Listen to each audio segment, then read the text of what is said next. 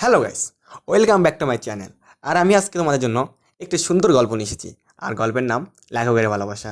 মানে হ্যাঁ, বুঝতেই পারছো, আমার ভালোবাসার গল্প। চলো তবে দেরি না করে শুরু করা যাক আজকের গল্পটা।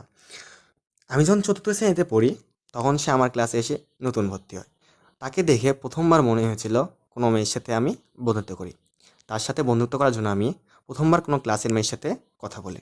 অবশ্য তার সাথে বন্ধুত্ব করার জন্য আমার বেশ কিছু মেয়ে বন্ধু হয়ে গিয়েছিল, কিন্তু আমার কাছে সব বন্ধুগুলোর মধ্যে সে যেন কিছু বিশেষ ছিল।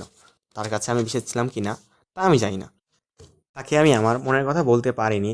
তার অর্ধেক তো ছিল সংকোচবোধ, আর অর্ধেক ছিল যে আমার ক্লাসে প্রায় সব ছেলেই তাকে ভালোবাসতো।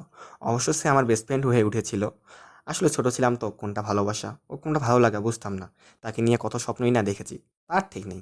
সে কি আমার মনে রেখেছে কি না তাও আমার জানা নেই, কিন্তু সে আমার স্মৃতিতে সবসময় থাকবে। আমি যখন ষষ্ঠ শ্রেণীতে উঠি, তখন আমার আব্বু নতুন স্থানে চাকরি হয়।